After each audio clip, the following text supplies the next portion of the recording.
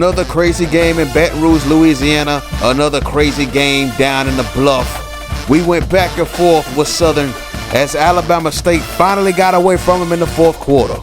We was able to hold on to our undefeated season, go 8-0. The dreams of a three-peat are still alive and well, but let's go up to the Northeast, Dover, Delaware to be more precise. Alumni Stadium is the scene. The Howard Bison are in town, and they're getting ready to take on the Delaware State Hornets in a critical MEAC matchup. Delaware State needs this win to get a step closer to bowl eligibility. Howard, at this point, is trying to secure the MEAC, and this is definitely not going to help, as Chambers picks this pass off and goes in the opposite direction for a pick six. And just like that, Delaware State takes the lead after going down 3-0. So let's go to the third quarter.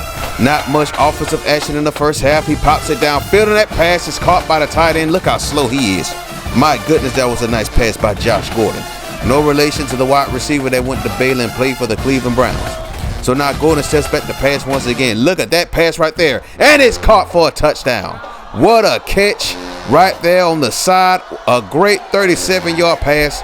And the Howard Bison get the lead back. They're up 10-7. And now the defenses are just going to straight turn up now. Look at that pass off the tip, and that was intercepted.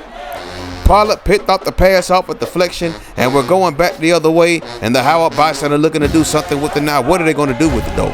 Gordon surveying the field again. This time it's picked off. That was a bad pass. That wide receiver was covered like a blanket, and that looked like Chambers again. Oh, man. So now it's 3rd and 10. This time, Delaware State's looking to get the lead back late in the game, and that is intercepted. 3 straight possessions, 3 straight INTs.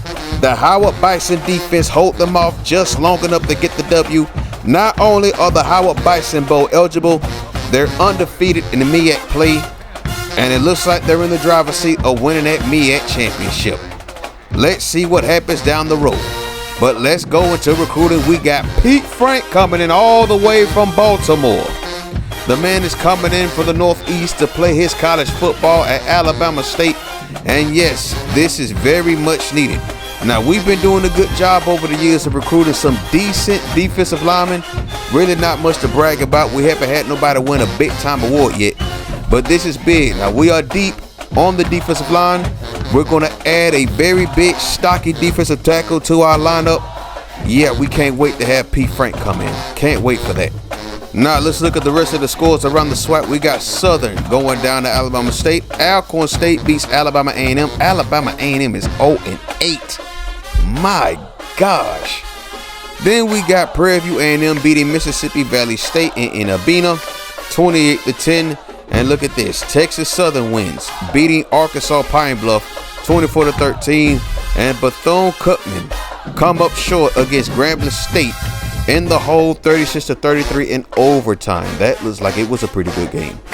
In the MEAC, Hampton loses in overtime. A&T destroys Norfolk State 49-0. North Carolina State beats Tennessee State 45-17. Morgan State beats South Carolina State 30-21. And finally, we have Delaware State losing to Howard. We already saw the highlights of that game. Howard is now bowl eligible, the only MEAC team so far. So now we're going after Dusty Smith hard. Still hasn't committed and still has Northwestern in first place on his list. So we're going to put a lot of points on Dusty Smith so we can convince him to leave Illinois and come on down to Alabama State. Ben Hickson, another one. Looks like we're competing with Michigan to get him. But those are the last 2 recruits we're going after. So Alabama State as of right now is still ranked number 2 in the BCS polls. Florida still number 1, Oklahoma number 3, Kansas State is number 4. Kansas State not having a bad year at all. USC is in at 5, Missouri in at 6, Texas A&M at 7, Michigan's at 8, South Carolina's at 9, Texas Tech comes in at 10, Penn State at 11. Number 12 is NC State, the Wolfpack. Alabama comes in at 13. Then we have Michigan State at 14 and followed by Iowa at 15. So the Heisman watch looks like this. Paul Wynn, quarterback of USC, is currently in first place. He's having a great year so far, coming off a big win versus their rivals in Cal. Justin Frankie Beverly Mays moves up to second place after his stellar performance. Then we got Dan Finnerty going up to third place after his 4-touchdown performance versus the Southern Jaguars. In fourth place is the quarterback out of Hawaii. We got John Carter. And then finally we have out of Michigan State, Jeremy Thomas. Let's check out the semifinalists for some awards. The Maxwell Award, we got Justin Frankie Beverly Mays coming in at second. Dan Finnerty right there at that fourth place spot. Hopefully one of those two can move up to that first place spot, man. That would be big. It's been a while since we had a Maxwell Award winner at this school. And I believe the last one we had was Gene Speedy Singleton. And that was back in season 5 when we won our first national championship. And Justin Frankie Beverly Mays already has 20 touchdowns on the season with 20 rushing touchdowns. And then he has 1 receiving touchdown. Dan Finnerty having a great season as well. Quarter win. This is going to be a very tough battle to see who's going to win this award, man. I can't wait to see who wins it. We're on the downhill of the season right now. And look at that. Dan Finnerty got 29 touchdown passes so far. So then we go to the QB Award, Best QB Award. Dan Finnerty comes in at third place. I believe this is now called the Davey O'Brien. The Doak Walker Award, Justin Frankie Beverly Mays is in first place. And who is surprised at this point? He has over 1,200 yards rushing. He's approaching 1,300 with 20 tutties, as we said earlier. Patrick Collier in first place for the Bolitnikoff Award, aka Best Wide Receiver. We got Kevin Humphrey coming in third place. And as we scroll down to the bottom, well, towards the bottom of this list, oh, Kevin Garnett Humphrey don't even have 1,000 yards receiving yet. We got to do something about that. But then you go further down, you got Ruben Stutter Smith in ninth place, but he's too low to make it to a finalist spot.